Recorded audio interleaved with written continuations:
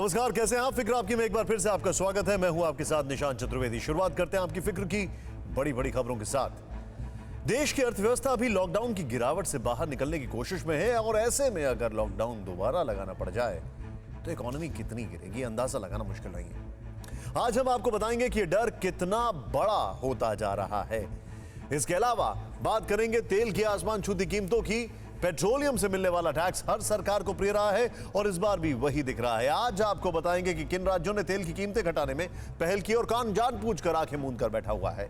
पश्चिम बंगाल की कोयला पॉलिटिक्स भी एक फिक्र बनती जा रही है, जिसमें सरकारी एजेंसियों के दुरुपयोग के आरोप लग रहे हैं। अब जबकि पश्चिम बंगाल में चुनाव है तो सियासी चक्की कैसे छल निकली है, यह भी आपको बताएंगे। एलएसी पर डिसएंगेजमेंट शुरू होने के बावजूद चीन की सेना खुद को फंसा हुआ महसूस कर रही है। एक तरफ तो वो सीमा पर टिक नहीं पा रही है, तो दूसरी ओर उसके लिए भारत के कब्जाए जमीन को छोड़ना भी मुश्किल हो रहा है और इसका विश्लेषण हम आपको करके दिखाएंगे। सबसे पहले फिक्र एक बार फिर बढ़ते कोरोना वायरस के संक्रमण की। पिछले कई दिनों से देश में कोरोना ने फिर से जोर पकड़ लिया है। ये बीते 7 दिन का देश में हर दिन मिले कोरोना के नए मामलों के आंकड़े हैं जो लगातार बढ़ते ही जा रहे हैं। इसके साथ ही देश में कोरोना के एक्टिव केसों की संख्या भी बढ़ रही है, जिसने चिंता को और बढ़ा दिया है। कोरोना के नए मरीज मिलने की रफ्तार देश के 91 जिलों में तेजी से बढ़ी है। इनमें से 34 जिले महाराष्ट्र के हैं। इसके अलावा कर्नाटक के 16, केरल के 7, हरियाणा, पंजाब, छत्तीसगढ़, गुजरात और बिहार के 4 जिले शामिल हैं। राज्यों के लिहाज से बात करें तो सबसे ज्यादा हालात महाराष्ट्र, केरल, तमिलनाडु, कर्नाटक और पंजाब में खराब हो रहे हैं, क्योंकि देश भर में मिलने वाले नए मामलों में करीब 86% मामले इन 5 राज्यों से ही मिल रहे हैं। देश के 5 सबसे अधिक कोरोना प्रभावित राज्यों को लेकर केंद्रीय स्वास्थ्य मंत्रालय ने उच्च स्तरीय बैठक हुई, जिसमें फैसला हुआ कि केंद्रीय स्वास्थ्य मंत्रालय की टीम इन राज्यों का दौरा करेगी। जिन राज्यों में तेजी से कोरोना के केस बढ़ रहे हैं उन्हें माइक्रो कंटेनमेंट जोन बनाने का निर्देश दिया गया है। इसके साथ ही आरटी-पीसीआर टेस्ट को बढ़ाने की बात कही गई है। यह सब इसलिए किया जा रहा है क्योंकि देश को, हमको और आपको फिर वही सब न झेलना पड़े जो पिछले साल झेला। कोरोना से बेहिसाब मौतें, बेबसी और लॉकडाउन, जिसकी हर एक तस्वीर आपके दिलो दिमाग में अभी भी ताजा होगी। लेकिन बहुत सारे लोग ऐसे भी हैं जिन्हें लॉकडाउन के दिनों की याद दिलाना जरूरी है, क्योंकि ऐसे उन लापरवाह लोगों की वजह से देश में लॉकडाउन फिर से लौटने लगा।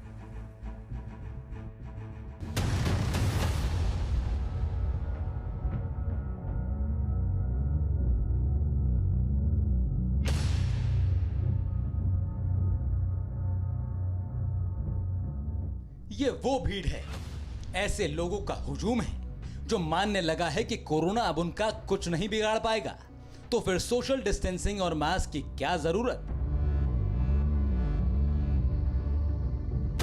यह भीड़ महाराष्ट्र के नागपुर में सीताबर्डी बाजार की है। लोग बाजार में ऐसे ठुसे पड़े हैं जैसे कोरोना है ही नहीं। कुछ ने तो मास्क लगा रखा है, तो कईयों ने मास्क उतार रखा है, तो कुछ ने रस्म अदायगी के लिए शोपीस की तरह मास्क लटका रखा है।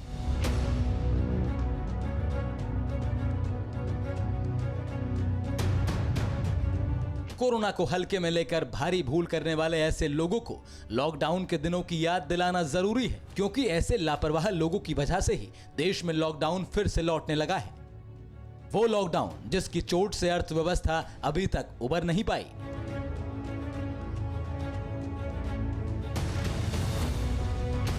लॉकडाउन की वजह से अप्रैल जून तिमाही में भारत की जीडीपी ग्रोथ 23.9% तक गिरी। सब कुछ ठप होने की वजह से हर उद्योग और धंधे में गिरावट आई और नतीजा यह हुआ कि लॉकडाउन के दौरान करीब 12 करोड़ 20 लाख लोग बेरोजगार हो गए। आम से लेकर खास तक हर किसी को परेशानियों का सामना करना पड़ा था, लेकिन तब वो जरूरी था, क्योंकि आपकी और हमारी जान बचाने के लिए कोरोना की चेन को तोड़ना जरूरी था। लेकिन अब हमारे बीच के ही कई लोग मानो सोशल डिस्टेंसिंग और मास्क से तौबा कर चुके हैं। इसीलिए एक बार फिर मजबूरी में लॉकडाउन लगाया जा सकता है।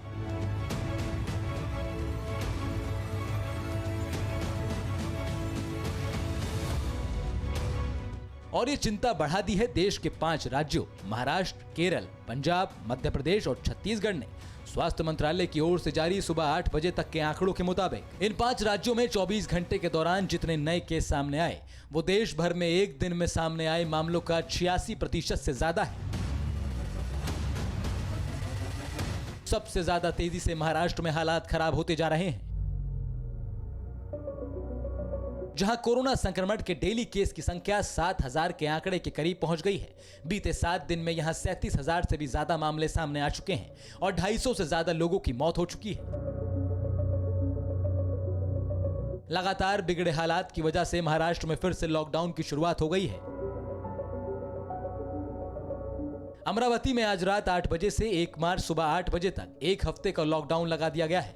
अकोला, अकोट और मूर्तिजापुर में कल सुबह 6 बजे से 1 मार्च की सुबह 6 बजे तक संपूर्ण लॉकडाउन लग जाएगा। पुणे और नासिक में भी नाइट कर्फ्यू लगा दिया गया है।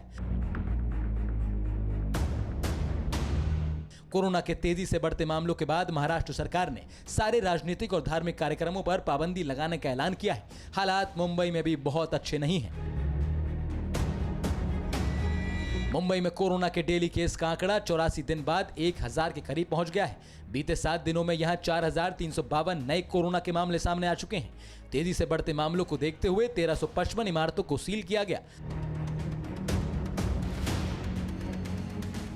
अगर ऐसे ही हालात रहे तो जल्द ही पूरे महाराष्ट्र में फिर एक बार लॉकडाउन लग सकता है। क्या आपको लॉकडाउन चाहिए? लॉकडाउन चाहिए, हाँ या ना? अरे भाइयों और बहनों, आप जो कह रहे हैं, मेरी आवाज आप तक आ रही है, लेकिन आपकी आवाज नहीं आ रही है। इसलिए मैं आने वाले कुछ दिन आपसे ये उत्तर अपेक्षित कर रहा हूं। कैसे? मैं देखूंगा, आते जाते हुए देखूंगा, मेरे जो लोग हैं उनसे बातचीत करूंगा। जिन लोगों को लॉकडाउन नहीं चाहिए वो मास्क पहनेंगे, जिन लोगों को लॉकडाउन चाहिए वो मास्क नहीं पहनेंगे। सिंपल है। कुल मिलाकर सबक यही है कि सावधान रहें, स्वस्थ रहें, नहीं तो लॉकडाउन झेलने के लिए तैयार हो जाएं।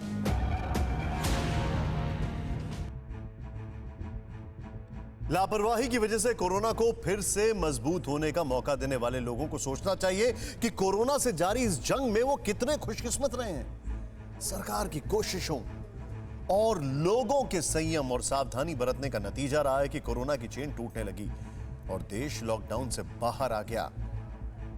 वरना नॉर्दर्न आयरलैंड को ले लीजिए, जहां लॉकडाउन को 5 मार्च तक बढ़ा दिया गया है। ब्रिटेन में लॉकडाउन हटाने की तैयारी भले ही चल रही हो, लेकिन 8 मार्च तक कोई राहत नहीं मिलने वाली।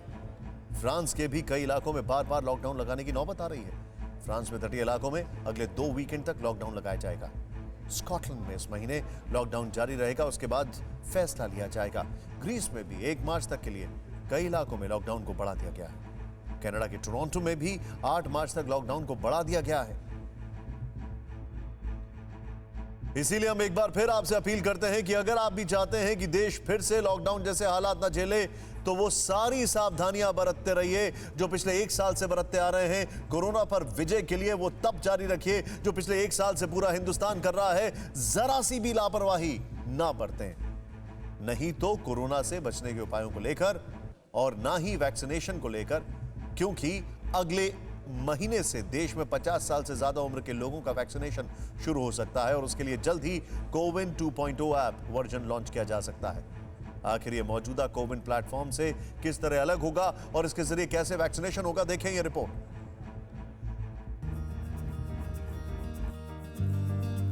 देश भर में इस वक्त हेल्थ केयर और फ्रंटलाइन वर्कर्स को कोरोना की वैक्सीन दी जा रही है और अभी तक सिर्फ उनके लिए ही कोविन ऐप का इस्तेमाल किया जा रहा है। लेकिन जल्द ही अब आम लोगों के लिए कोविन ऐप 2.0 वर्जन उपलब्ध हो जाएगा, जो कि जीपीएस से लैस होगा। अभी जिन 3 करोड़ हेल्थ केयर और फ्रंटलाइन वर्कर्स का टीकाकरण जारी है, उनके नाम सरकार ने अपने नेटवर्क और डेटा के जरिए खुद ब खुद रजिस्टर कर लिए हैं। लेकिन कोविन 2.0 ऐप लॉन्च होने के बाद लोग खुद रजिस्ट्रेशन करवा पाएंगे। फिलहाल इसका फायदा 50 साल से ज्यादा उम्र वाले और गंभीर रोगों से पीड़ित 27 करोड़ लोग उठा पाएंगे। इन लोगों के वैक्सीनेशन के बाद बाकी लोगों के रजिस्ट्रेशन का नंबर आएगा। अभी जितने भी हेल्थ केयर और फ्रंटलाइन वर्कर्स को वैक्सीन लग रही है, उनके पास वैक्सीन केंद्र और तारीख चुनने का विकल्प नहीं था। लेकिन जब 50 साल से ज्यादा उम्र वालों का वैक्सीनेशन शुरू होगा, तब वो कोविन 2.0 ऐप के जरिए वैक्सीनेशन सेंटर और तारीख खुद चुन सकेंगे। इसके बाद मोबाइल पर मैसेज आएगा कि किस जगह और किस तारीख को टीका लगेगा। तय तारीख को बताए गए वैक्सीनेशन सेंटर पर जाकर मैसेज दिखाना होगा। पहचान पत्र की जांच होगी और ओटीपी के जरिए कोविन ऐप पर वेरिफिकेशन होगा। उसके बाद टीका लगाया जाएगा और डेटा अपलोड होगा और फिर सेकेंड डोज कब दी जाएगी उसका मैसेज मोबाइल पर आएगा। कोरोना के बाद फिक्र पेट्रोल डीजल की आसमान छूती कीमतों की, जिसने आम लोगों की मुसीबतें बढ़ा दी हैं। तेल की बड़ी कीमतों का सीधा असर अब किराना और सब्जी और फल की कीमतों पर पड़ने लगा है। महंगाई तेजी से बढ़ी है। इसीलिए आज हम आपको लोगों की नाराजगी, उनकी मांग और सियासत के साथ यह भी बताएंगे कि तेल का ब्रेक कई दशकों से फेल है और दशकों से तेल की कीमतों का खेल भी जारी है। भले ही केंद्र में किसी भी पार्टी की सरकार बनी हो, सेंट्रल एक्साइज टैक्स में कमी नहीं आई, भले ही राज्यों में किसी भी दल का दबदबा बढ़ा हो, लेकिन वैट कम करने का दम किसी दल ने नहीं दिखाया। ऐसे में फिक्र और बढ़ जाती है, जिसकी जानकारी आपको होनी चाहिए। लेकिन आज कीमतों की आग में राहत के कुछ छींटे जरूर पड़े हैं। तो पहले शुरुआत पेट्रोल के दाम में राहत की खबर से करते हैं। 3 राज्यों ने ग्राहकों को पेट्रोल की बढ़ती कीमतों से राहत दी है और टैक्स घटाया है अपना। पश्चिम बंगाल की ममता सरकार ने पेट्रोल और डीजल पर 1 रुपया वैट कम कर दिया है। बंगाल में जल्द ही विधानसभा चुनाव होने वाले। वैसे असम सरकार ने 12 फरवरी को ही प्रति लीटर 5 रुपए टैक्स में कमी की। वैसे असम में भी चुनाव होने वाले। मेघालय ने सबसे अधिक राहत दी है। मेघालय की सरकार ने पेट्रोल पर 7 रुपए 40 पैसे कम किए। हालांकि कई राज्य सरकारों और केंद्र सरकारों ने टैक्स में कटौती करने से साफ इनकार कर दिया। ऐसे में राहत बहुत बड़ी नहीं है, क्योंकि 2 दिनों से पेट्रोल और डीजल के दाम नहीं बढ़ने के बावजूद देश के बड़े शहरों में पेट्रोल की कीमत 100 रुपए प्रति लीटर के करीब पहुंच चुकी है। आज IOCL से मिली जानकारी के मुताबिक दिल्ली में पेट्रोल 90 रुपए 58 पैसे प्रति लीटर बिका, जो कि अब तक का सबसे महंगा रेट है। मेट्रो शहरों में सबसे महंगा पेट्रोल मुंबई में बिक रहा है, जहां रेट 97 रुपए प्रति लीटर है। कोलकाता में भी पेट्रोल आज 91 रुपए 78 पैसे प्रति लीटर बिक रहा है और चेन्नई में आज पेट्रोल का भाव 92 रुपए 59 पैसे प्रति लीटर है। ऐसे में अब आपके लिए यह समझना जरूरी है कि सरकार यूपीए की रही हो या फिर एनडीए की, तेल की कीमतें लगातार बढ़ती रही हैं। इंटरनेशनल मार्केट में कच्चे तेल की कीमतें भले ही घटती बढ़ती रही हो, लेकिन देश में पेट्रोल के दाम लगातार बढ़ते रहे हैं। इसे आप ग्राफिक्स के जरिए समझ सकते हैं। 2004-05 में जब देश में यूपीए की सरकार बनी, तब कच्चे तेल की कीमत 39.21 डॉलर थी। 2004-05 की बात कर रहे हैं और उस वक्त $1 की कीमत 45 रुपए थी। तब देश में औसतन पेट्रोल की कीमत 40 रुपए प्रति लीटर थी। करीब 10 साल में यानी 2013-14 में कच्चे तेल की कीमत प्रति बैरल बढ़कर $105 से ज्यादा हो गई, तो देश में पेट्रोल की कीमत भी 73 रुपए प्रति लीटर हो गई। यानी यूपीए की सरकार में पेट्रोल के दाम लगातार बढ़ते रहे और यही ट्रेंड एनडीए की सरकार में भी जारी रहा। अगर आज की बात करें तो कच्चे तेल की कीमत 67.13 डॉलर है प्रति बैरल और देश भर में पेट्रोल औसतन प्रति लीटर 88 रुपए में मिल रहा है। यानी कि अब आपको बताना चाहेंगे, जब 2014 में सरकार हटी और नई सरकार आई, तब पर बैरल कॉस्ट करीब 110-105 थी और पेट्रोल की कीमत करीब 70, 73, 72 और बड़ा बवाल हुआ था। लेकिन उस दरमियान उसके बाद पर बैरल की कॉस्ट जो थी वो करीब 40-45 के आसपास भी रही, 50 के आसपास भी रही। पेट्रोल के दाम कम नहीं हुए और अभी $67 प्रति बैरल है, तो पेट्रोल के दाम देख रहे हैं आप। लेकिन इस कहानी में एक ट्विस्ट है। जब जब इंटरनेशनल मार्केट में कच्चे तेल के दाम बढ़े, देश में पेट्रोल की कीमतें बढ़ी। लेकिन जब जब दुनिया भर में कच्चे तेल के दाम कम हुए, देश में पेट्रोल की कीमतें नहीं घटी। 2008 में इंटरनेशनल मार्केट में कच्चे तेल की कीमत सबसे ज्यादा $147 प्रति बैरल थी। देश में पेट्रोल 45 रुपए प्रति लीटर बिक रहा था, जबकि आज कच्चे तेल की कीमत 2008 की तुलना में 67.13 डॉलर प्रति बैरल है और देश में पेट्रोल 100 रुपए प्रति लीटर मिल रहा है। हालांकि देश में पेट्रोल की कीमत बढ़ने की पूरी वजह नहीं है। पेट्रोल डीजल महंगा होने के पीछे सबसे बड़ा कारण है केंद्र और राज्य सरकारों का टैक्स। 2020 की शुरुआत में पेट्रोल पर सेंट्रल एक्साइज ड्यूटी 19.98 रुपए थी, बढ़कर अब 32.98 रुपए हो गई है। केंद्र के अलावा राज्य सरकारों ने भी पेट्रोल डीजल पर वैट बढ़ाया। अलग अलग राज्य पेट्रोल पर अलग अलग वैट वसूलते हैं, जो 6% से 36% के बीच में है। पूरे देश में सबसे ज्यादा 36% वैट राजस्थान सरकार वसूलती है। पेट्रोल डीजल पर वैट से राज्यों की कमाई करीब 5 साल में 43% बढ़ी है और एक्साइज ड्यूटी से केंद्र सरकार की कमाई भी दुगनी हुई है। ऐसे में केंद्र और राज्य सरकार इस कमाई का मुंह छोड़ने को तैयार नहीं है और आम जनता महंगाई की मार झेल रही है।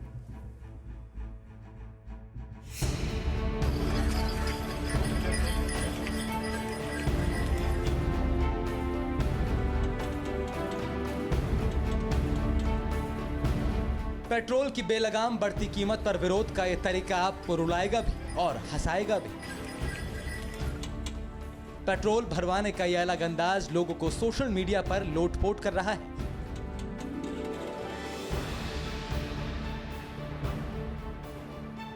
लेकिन जिस तरह से पेट्रोल अब शतकवीर बन चुका है, कीमतें आसमान में पहुंच गई हैं, कोई शक नहीं कि आने वाले वक्त में पेट्रोल पंप पर ऐसी ही तस्वीर देखने को मिले। देश भर के शहरों में पेट्रोल के दाम ने लोगों का बजट बिगाड़ दिया है। दिल्ली से जयपुर और मुंबई तक, जम्मू से भोपाल, लखनऊ और पटना तक अब पेट्रोल लोगों की जेब पर डाका डाल रहा है। इतना पेट्रोल का भाव बढ़ जाएगा तो फिर आम आदमी कैसे करेगा? पहले एक रोटी खाते थे, आधी रोटी खाते हैं सर। कि ना तो डीजल का खर्चा निकल रहा है, ना ड्राइवर की तनख्वाह निकल रही है। तो ही लगा था बेच के लाई एक साइकिल नया वाला 40 रुपये पेट्रोल होना चाहिए। लोग पॉइजन देने वाली बात हो गई। ऐसे में टीवी9 भारतवर्ष के रिपोर्टर ने देश के हर छोटे बड़े शहर, हर छोटे बड़े पेट्रोल पंप पर आसमान छूते दाम को लेकर लोगों से बात की। ये समझने की कोशिश की कि आखिरकार पेट्रोल कैसे उनके लिए बड़ी मुसीबत बन गया है। आखिर कैसे पेट्रोल की आसमान छूती कीमतों ने उनका दर्द बढ़ा दिया है। सबसे पहले बात राजधानी दिल्ली की, जहां आज भी पेट्रोल करीब 90 रुपये प्रति लीटर बिक रहा है।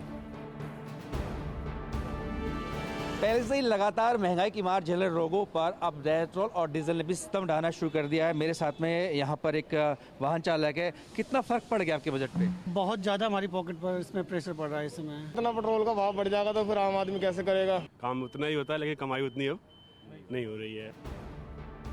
तो सुना आपने, लोगों का कहना है कि आमदनी बढ़ी नहीं और पेट्रोल के दाम बढ़ गए, ऊपर से महंगाई की मार अलग पड़ रही है।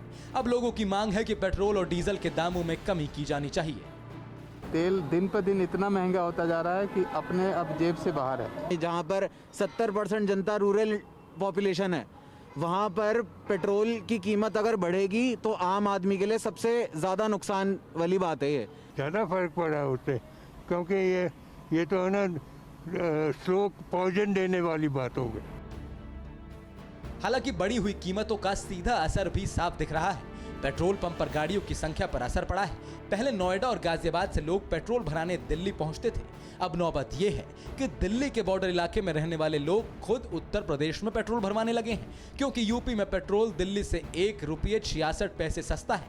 लेकिन लोगों में गुस्सा यहां भी दिख रहा है। नोएडा की मैं बात करूं तो यहाँ आम कस्टमर को निश्चित रूप से परेशानी है। परेशानी इस बात की है कि वो कितना तेल भरवाए, किस तरीके से भरवाए। भाई साहब, आज देख रहा हूँ टैंकर लेके आए हैं। हाँ जी, डेली भरवा रहे हैं यहाँ के? डेली। तो परेशानी हो रही है। आप किसान हैं, खेतों का खर्चा ज्यादा हो रहा है और कोई दिक्कत ना, पैसा ज्यादा जा रहा है। तो बताओ किसान की खेती कैसे होगी? उत्तर प्रदेश से ज्यादा पेट्रोल की कीमतों में आग राजस्थान में लगी है। पेट्रोल डीजल पर सबसे ज्यादा वैट लेने वाले राजस्थान में पेट्रोल 100 रुपये प्रति लीटर के पार जा चुका है। यहाँ पेट्रोल पर 36% और डीजल पर 26% वैट लगाया हुआ है। ये वैट देश में सबसे ज्यादा है। जब टीवी9 की टीम ने जयपुर में लोगों से बात की तो एक ही मांग सबसे ऊपर दिखी। राजस्थान में भी पड़ोसी राज्यों जितने वैट की दरें कर दी जाएं, ताकि पेट्रोल 8 से 10 रुपये प्रति लीटर कम हो सके। जनता दुखी है, परेशान है महंगाई से। लगातार जिस तरह से कोरोना काल के अंदर लोगों के बिजनेस ठप पड़ गए, वहीं दूसरी ओर इस तरह से लगातार पेट्रोल और डीजल के दामों में बढ़ोतरी हुई है। पहले एक रोटी खाते थे, आधी रोटी खाते हैं सर। मेरे को भी सिलेक्टेड वो मिलता है, क्योंकि मैं स्टूडेंट हूँ, तो मेरे को भी इतना मिलता है कि इतना खर्चा करना है, तो काफ़ी फर्क पड़ता है पेट्रोल वगैरह का। हमको किराया वही मिल रहा है। किराया अगर कस्टमर से ज़्यादा मांगते हैं तो कस्टमर देता भी नहीं है। और गाड़ियों का इतना कंपटीशन होता है ना कि ना तो डीजल का खर्चा निकल रहा है, ना ड्राइवर की तनख्वाह निकल रही है, ना किस्तें।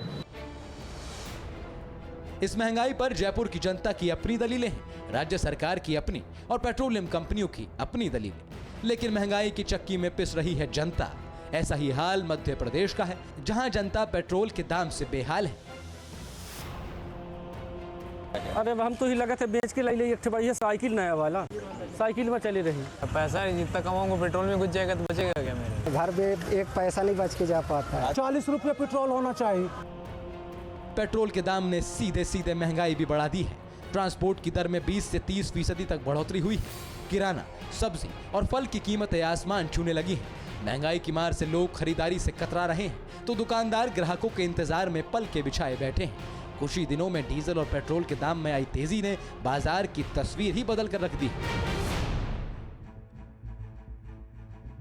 महंगाई को लेकर देश का मूड बहुत खराब है। आम आदमी गुस्से में है। पेट्रोल डीजल के दाम ने आम आदमी की मुश्किलें बढ़ा दी हैं। जिनके पास गाड़ियां हैं वो तो परेशान हैं ही, जिनके पास गाड़ियां नहीं हैं वो भी कम दिक्कत में नहीं है। इस बीच देश में महंगाई पर सियासत हो रही है। विपक्ष के नेता और उनके रिश्तेदार अपनी महंगी और लग्जरी गाड़ियां छोड़कर साइकिल पर उतर आए हैं। देखें ये रिपोर्ट।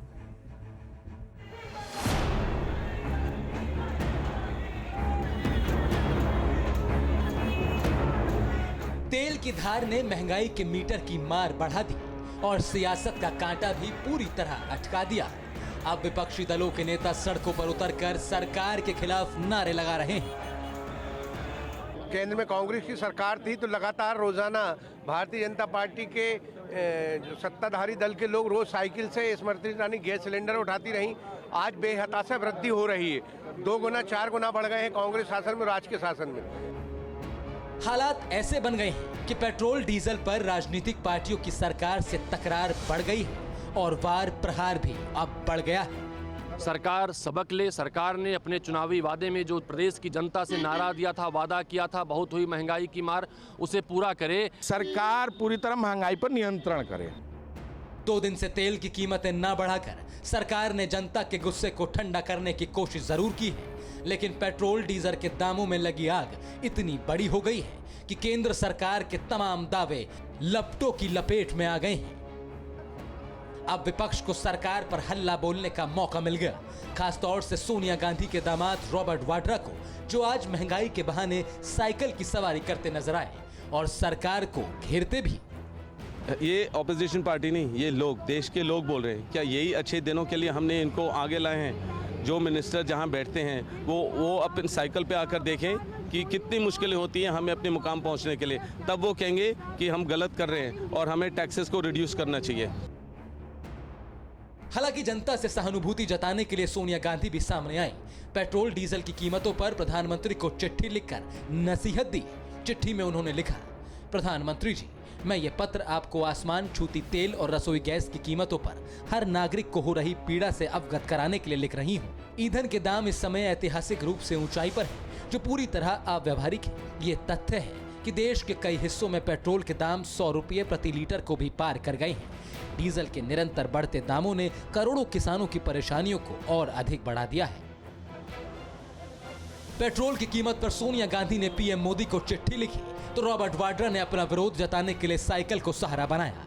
संदेश साफ है, देश में आक्रोश बढ़ा है और सियासी हमले भी तेज हुए हैं। अब पेट्रोल के दाम पर घिरी सरकार सफाई दे रही है। केंद्रीय पेट्रोलियम मंत्री धर्मेंद्र प्रधान ने पेट्रोल डीजल के बढ़ते दामों को लेकर 2 बड़ी वजह बताई हैं। पहली वजह ईंधन का कम उत्पादन, दूसरी वजह कोरोना महामारी को बता दिया। देखिए, पेट्रोलियम प्राइस सभी को चुभ रहा है, इसको हम भी स्वीकार करते हैं। 2 प्रमुख कारण है। अंतर्राष्ट्रीय बाजार में उत्पादन घटने के कारण उत्पादनकारी देश ज्यादा मुनाफाखोरी के लिए कम उत्पादन करते हैं, उपभोक्ताकारी देश उसकी नुकसान उठा रहे हैं। हम उत्पादनकारी देशों को, ओपेक प्लस की कंट्रियों को बार बार यही विषय को आग्रह कर रहे हैं कि ऐसे नहीं चल सकता है, उनमें कुछ फर्क आएगा, ये हमारी अपेक्षा है।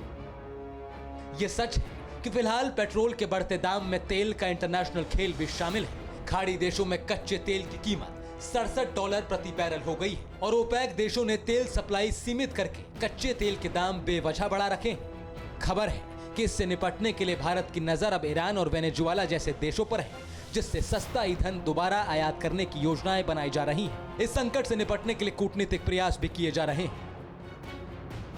बदले समीकरणों में तेल निर्यात की वजह से ईरान को बड़ा फायदा हो सकता है, लेकिन इन खबरों से आम आदमी संतुष्ट नहीं है।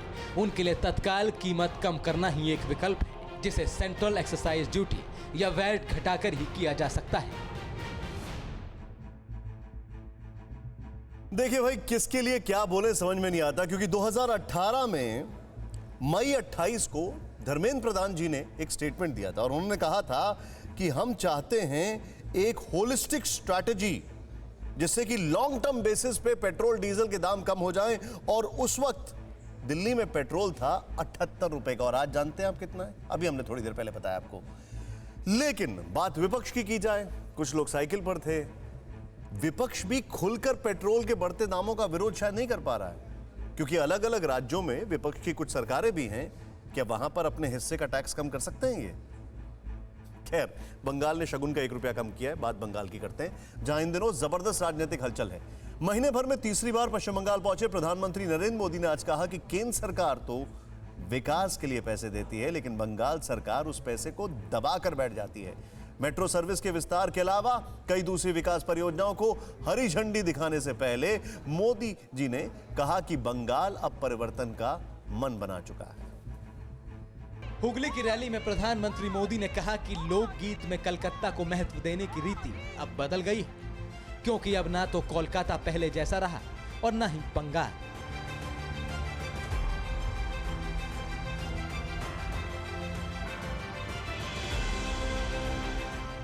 इन गीतों में ये उम्मीद लगाई जाती थी कि कलकत्ता से आते समय अपना परिवार का व्यक्ति जब घर लौटेगा तो वो घर के लिए कलकत्ता से क्या क्या लाएगा, कौन कौन से उपहार लाएगा, कौन से जो चीजें कलकत्ता में नहीं बनी है वो अब हमारे गांव हमारे घर में आएगी।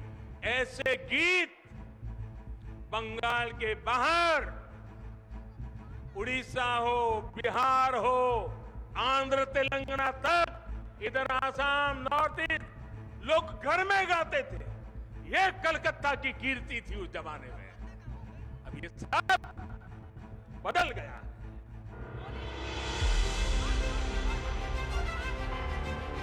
प्रधानमंत्री ने गीत और रीति से पहले नीति की बात कही।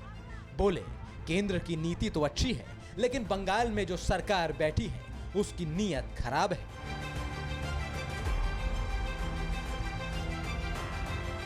उन्होंने इसके लिए जल जीवन मिशन का उदाहरण दिया।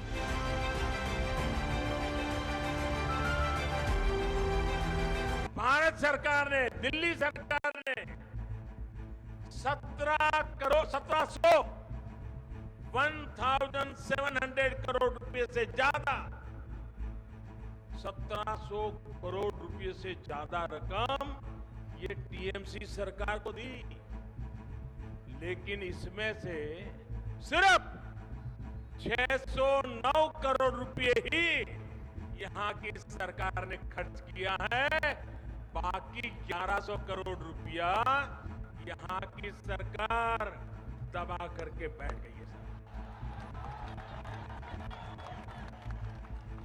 ये दिखाता है कि टीएमसी सरकार को गरीब की, पश्चिम बंगाल की बहनों और बेटियों की जरा भी परवाह नहीं है। दोस्तों, क्या जो पानी के लिए तरस रही है वो बंगाल की बेटी है कि नहीं है?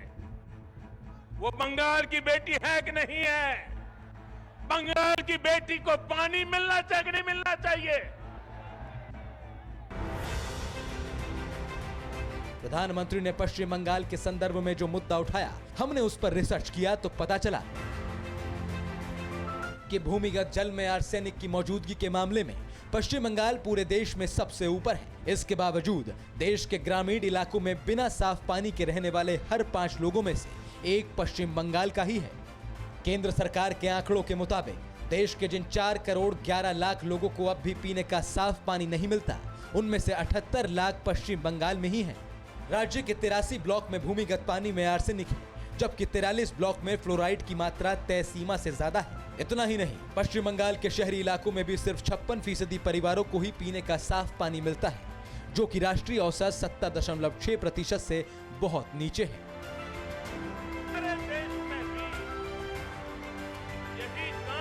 प्रधानमंत्री ने यह भी आरोप लगाया कि इंफ्रास्ट्रक्चर को लेकर जो काम बहुत पहले हो जाने चाहिए थे वो अब जाकर शुरू हो रहे हैं। मुझे हैरानी है, इतने वर्षों में जितनी भी सरकारें यहां रही हैं, उन्होंने इस ऐतिहासिक क्षेत्र को, इस पूरे क्षेत्र को अपने हाल पर ही छोड़ दिया। यहां के इंफ्रास्ट्रक्चर को, यहां की धरोहर को बेहाल होने दिया गया। मुझे बताया गया है कि वंदे मातरम भवन, जहां बंकिम चंद्र जी 5 साल रहे, कहते हैं कि वो तो बहुत बुरी हालत में है।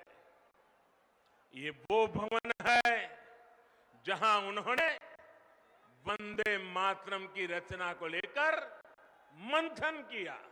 और अब बात बंगाल के कोयला केस की, जिसमें ममता बनर्जी के भतीजे अभिषेक बनर्जी घिरते दिख रहे हैं। सीबीआई अभिषेक की पत्नी रुजिरा से कल पूछताछ करेगी, जबकि रुजिरा की बहन मेनका से आज पूछताछ की गई। पश्चिम बंगाल में आसनसोल से लेकर पुरुलिया और बांकुड़ा तक और झारखंड में धनबाद से लेकर रामगढ़ तक कोयले की ऐसी कई खदानें हैं जहां सरकार की तरफ से खुदाई का काम बंद हो चुका है।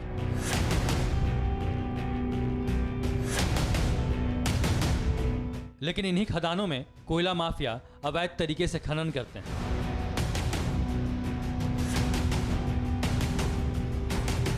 जिस मामले में अभिषेक बनर्जी की पत्नी रुजिरा और पत्नी की बहन मेनका को समन किया गया है।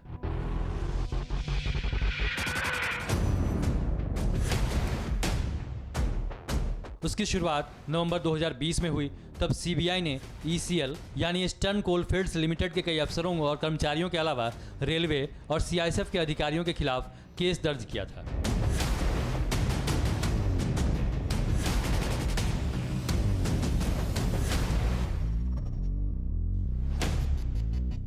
इस मामले में अनूप मांझी और फलाला को सरगना बताया जा रहा है।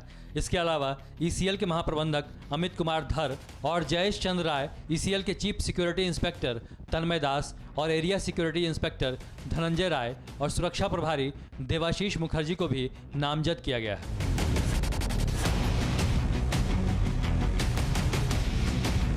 सीबीआई ने 28 नवंबर 2020 को पश्चिम बंगाल में 45 जगहों पर छापे मारे थे। इनमें अभिषेक बनर्जी के करीबी विनय मिश्रा के ठिकाने भी शामिल थे। एजेंसी ने मिश्रा को 4 बार नोटिस जारी कर बुलाया, लेकिन वो कभी पेश नहीं हुए। अब उनके खिलाफ गैर जमानती वारंट और लुकआउट नोटिस जारी किया जा चुका है। बीजेपी का दावा है कि इस मामले में उसके पास पुख्ता सबूत हैं। देखिए, विनय मिश्रा अभिषेक जी के खास दोस्त हैं। सारी वसूली, ट्रांसफ़र, पोस्टिंग वही करते थे।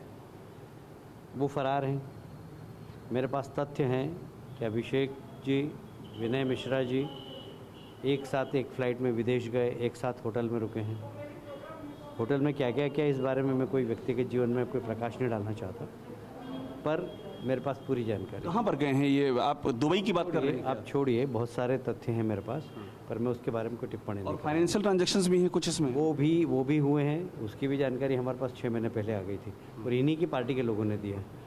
टीएमसी के लोगों ने दिए? टीएमसी के लोगों ने हमको वो तथ्य दिए कि कहाँ कहाँ कैसे कैसे पैसा जा रहा है। 20 फरवरी को सीबीआई ने 13 जगहों पर छापेमारी की, जिसके बाद अभिषेक बनर्जी की पत्नी रुजिरा बनर्जी और रुजिरा की बहन मेनका गंभीर को समन भेजा गया। सीबीआई की टीम ने आज मेनका से उनके घर पर करीब 3 घंटे तक पूछताछ की, जबकि रुजिरा से मिले जवाब के बाद सीबीआई कल उनसे पूछताछ करेगी। ममता बनर्जी ने इस कार्रवाई को धमकी मानते हुए कहा कि वो डरने वाली नहीं है। আপনাদের ধমকানি চমকানি আর জেল টেল দেখি প্লিজ আমাদের ভয় দেখাবেন না। এটা আমরা অনেক দিন আগে পার হয়ে এসেছি। বন্দুকের সাথে যারা লড়াই করে এসেছি তারা আবার র্যাটের সাথে লড়াই করতে ভয় পাবো কেন? सीबीआई ने जो केस दर्ज किया है उसमें रुजिरा और मेनका के नाम नहीं है, लेकिन सूत्रों का कहना है कि आरोपियों से पूछताछ में रुजिरा और मेनका का नाम सामने आया है।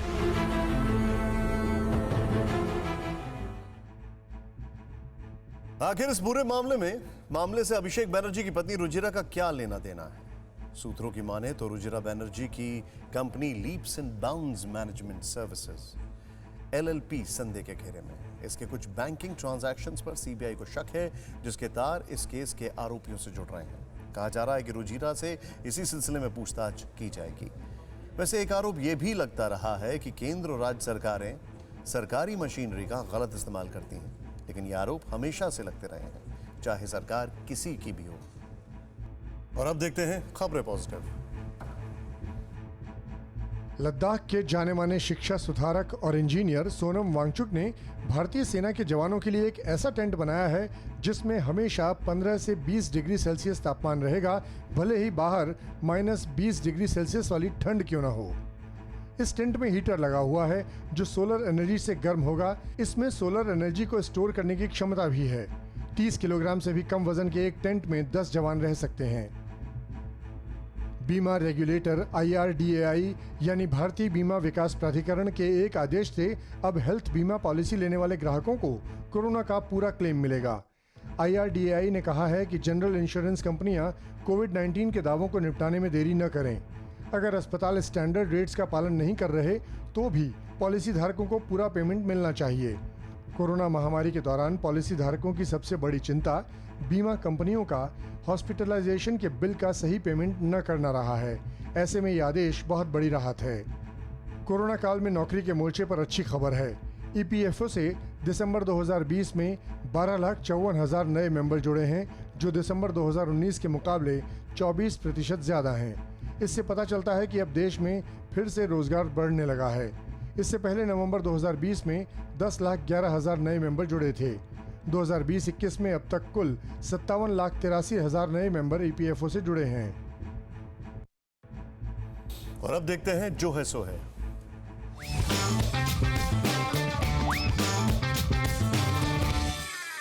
कोरोना और तेल के बढ़ते दामों से नहीं घबराएंगे, घर में रहिए, दोनों से बच जाएंगे। ये बात और है कि विपक्षियों के लिए ये मौका घर से बाहर निकलने का होता है। इस समय निकले भी हुए हैं, हालांकि बीजेपी वाली बात फिर भी नहीं। तेल में थोड़ी सी बढ़त होने पर भाजपा के बड़े बड़े नेता विपक्ष में रहते हुए क्या शानदार हल्ला काटते थे। कोई बैलगाड़ी से सदन पहुंच रहा है, कोई सिलेंडर लेकर सड़क पर बैठ रहा है। राज्यवार कोऑर्डिनेटेड हल्ला हंगामा। महसूस होने लगता था कि कोई सुनामी आ रही है और बस विपक्ष ही जनता की ढाल बनकर बैठा हुआ है। आज दामों में इजाफा ज्यादा है, विरोध जैसे तैसे हो रहा था, लेकिन तभी विपक्ष की किस्मत के तेल में भी लगा रिजर्व लग गया है। विरोध दिखाने रॉबर्ट वाड्रा ने साइकिल चलाई, पर पैडल मारते ही खबर आई कि पुडुचेरी में कांग्रेस ने सरकार गंवाई। दिन खराब चल रहे हों तो विपक्ष में रहते हुए एंटी इनकम्बेंसी मार जाती है। बाकी तो जो है सो है।